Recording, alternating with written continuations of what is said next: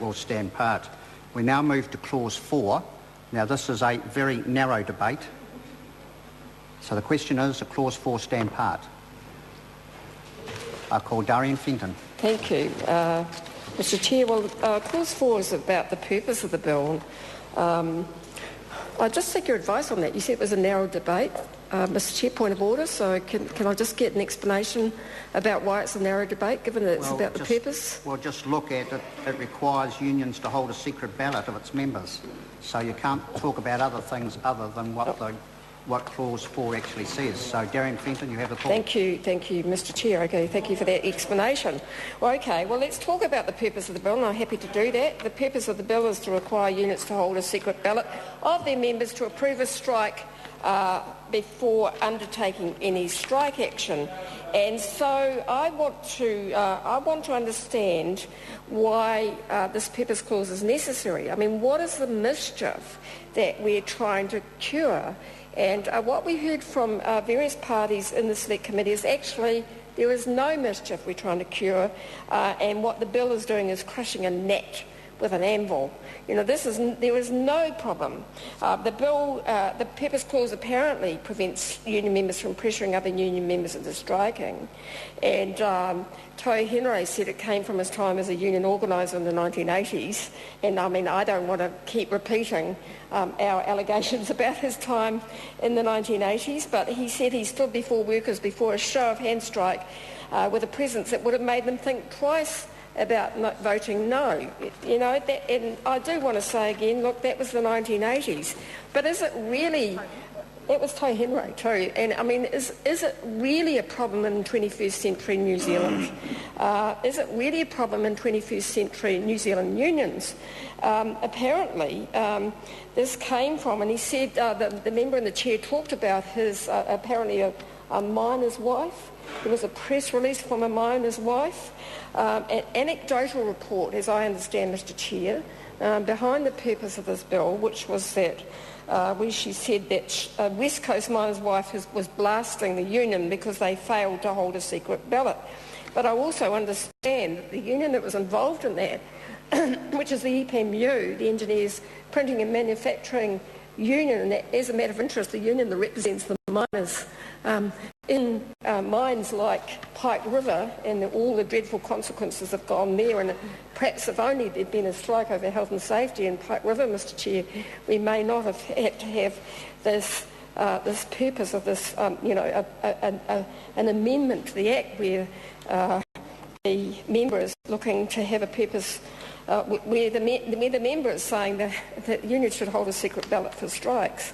And I do want to say on that point, though, Mr Chair, if I may, when we're talking about this, I am pleased that during the Select Committee process the member did listen to the submissions where people talked about the purpose and the restrictions that would place on secret ballots for health and safety and what a concern that was.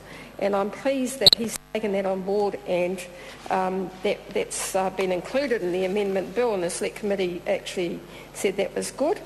But even if under this bill there had been no secret ballot, the member under the purpose of this bill would have had a valid complaint against the union, because the union has it in their rules. Their rules, as do many unions, already require there to be a secret ballot. My own union, the Service and Food Workers Union, rules, for example, say that any member can call for a secret ballot for anything, not just about strike action, but about any action or election of officers or about expenditure or anything, provided 10% of the members sign a petition. So many rules already cover what this bill and the purpose of this bill in Clause 4 is purporting to do. So there is no need to have this legislation, Mr Chair. There is no need. No union organiser that I know in this day and age would attempt to organise a strike without a secret ballot, or if they didn't have a secret ballot. I mean, no, look, I think what Clause 4 assumes is that workers are really stupid and they don't have a mind of their own. When workers go on strike, we are talking about people walking off the job and forfeiting their salary or their wages for the day. That is a big call that they make, and I think it's actually quite insulting to actually be saying in the 21st century that workers are so stupid and so pathetic that they can't even stand up for themselves, because actually we hear that from the National Party all the time, don't we? Isn't that what we hear from the Minister of Labour? The labour market's very flexible and people know their rights and so on. So this is a 1980s, Mr Chair, this is a 1980s solution being imposed in the 21st century on in Clause 4 and the Purpose Clause. And in fact, one of the interesting things that we heard in the Select Committee, and that I know from my own experience, is the only accusations that I can recall was actually union organisers attempting to dissuade workers from going on strike, actually. And that's one of the accusations, and that's very ironical, actually. It's one of the accusations that we see. So that, one of the things I think the member doesn't understand, the member and the chair doesn't understand, is that things have changed so much now that unions in workplaces bring a kind of discipline that we didn't see in Tau Henaray's time, in the Honourable Member's Tau Henaray's time in the 1980s. It's different.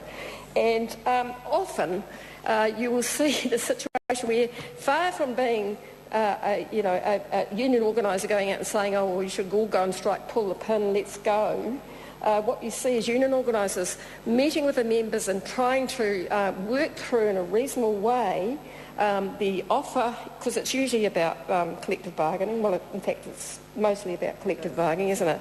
And the biggest problem, in fact, unions have is trying to persuade the odd disaffected member who wants to have a more militant approach to that. So currently, the Employment Relations Act doesn't require unions to hold secret ballots before striking, but this is the usual practice in most unions.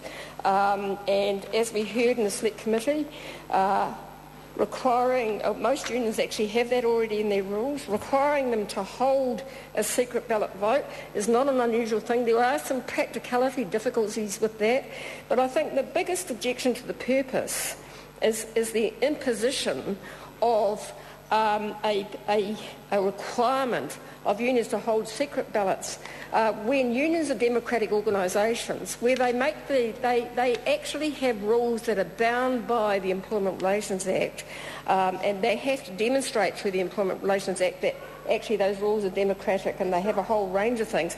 And this bill, the purpose of this bill would have been easily amended, would have been easily fixed, and perhaps met the members' objectives if we'd simply said every union must have a process for determining what the process is when there's going to be a strike or industrial action, because actually a strike under the Employment Relations Act is much more than just stopping or withdrawing the labour. It's often, going slow, or a whole range of things. There's a whole lot of a whole lot of different ways of taking strike action under the Employment Relations Act. The other part about this purpose, of course, Mr Chair, is it picks on one side of the Employment Relations Act. It completely ignores the other side of the Employment Relations Act, because the other part of the Employment Relations Act is that employers can lock workers out. They can make a decision. They can take industrial action. They can take industrial action and lock workers out. And in fact, I've been involved in some of those lockouts. They're pretty vicious. But there is no corresponding duty under the purpose of this Act to require either employers or shareholders to ballot their members about imposing lockout action. And that's one of the amendments that I'm proposing in an SOP. It seems fair enough to me. If we're going to have to live with this, why should it not be an equal duty? Why should it not be a balanced approach to the purpose of this bill, where if unions are required to hold secret ballots, actually shareholders are required to hold secret ballots if they're proposing to lock out their workers? The consequences of a lockout are just as devastating as they are as the consequences of the strike. And as I said, unions take this very, very seriously, but there have been some pretty vicious lockouts in recent times. There is no requirement on employers to take that, take the views of their shareholders and their investors into consideration. I think that's wrong, Mr. Chair, and I'd like to see the purpose of this bill changed so that it actually, if we're going to require secret ballots of workers, why not require secret ballots of shareholders to approve a lockout in its sort of corresponding action. So we're talking about fair and balanced. I know the government likes to talk about balanced employment relationships. Let's do the right thing by changing this purpose clause. Thank you, Mr. Chair. Carol Beaumont.